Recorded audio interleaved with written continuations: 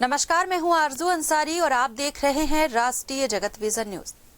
केंद्र और राज्य सरकारें नक्सलवाद के खात्मे को लेकर लगातार एंटी नक्सल ऑपरेशन चला रही है और दावा किया जा रहा है कि 2026 तक छत्तीसगढ़ से नक्सलवाद पूरी तरह समाप्त कर दिया जाएगा। लेकिन इन दावों के बीच नक्सली हिंसा से प्रभावित परिवार आज भी न्याय और पुनर्वास की राह देख रहे हैं। बस्तर में वर्षों से नक्सली हिंसा का दंश झेल चुके पीड़ित परिवार अब अपनी पीड़ा लेकर राजधानी रायपुर तक चक्कर काटने को मजबूर हैं।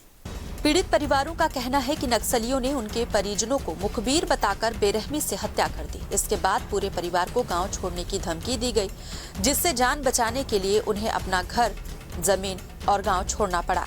आज ये परिवार अलग अलग जगहों पर किराए के मकानों में रह रहे हैं और असुरक्षित जीवन जी रहे हैं। उनका आरोप है कि न तो उन्हें स्थायी आवास मिला और न ही सरकार की किसी राहत योजना का लाभ।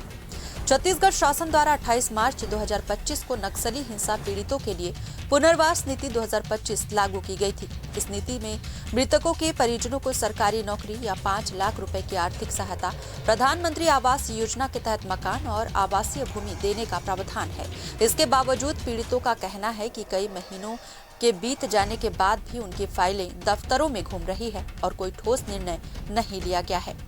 पीड़ितों ने बताया कि जिला स्तरीय पुनर्वास समिति को कई बार आवेदन दिए गए। गृह विभाग की ओर से कलेक्टर को पत्र भेजे जाने के बावजूद आज तक कोई आदेश जारी नहीं हुआ। नीति में 15,000 आवास देने का प्रावधान होने के बाद भी न तो जमीन मिली और न ही आवास योजना का लाभ। पीड़ित परिवारों ने मुख्यमंत्री, गृह मंत्री, विधानसभा अध्यक्ष और राज्यपाल तक अपनी पीड़ा पहुंचाई, लेकिन हर बार सिर्फ आश्वासन ही मिला। अब निराश होकर पीड़ित परिवारों ने चेतावनी दी है कि यदि जल्द न्याय और पुनर्वास नहीं मिला तो वे 5 तारीख से आमरण अनशन पर बैठेंगे। हम लोग नक्सल परिवार से है। आज हम लोग पुलिस अधीक्षक महोदय को ज्ञापन सौंपे है।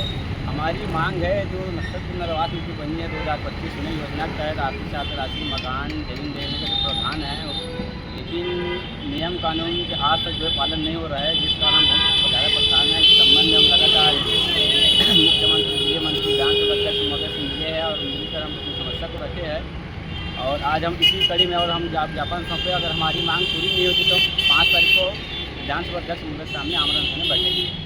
फिलहाल इस खबर में बस इतना ही। देश प्रदेश की खबरों से अपडेटेड रहने के लिए हमारे चैनल को सब्सक्राइब करें और नए खबरों के नोटिफिकेशन के लिए बेल आइकॉन जरूर दबाएं। नमस्कार।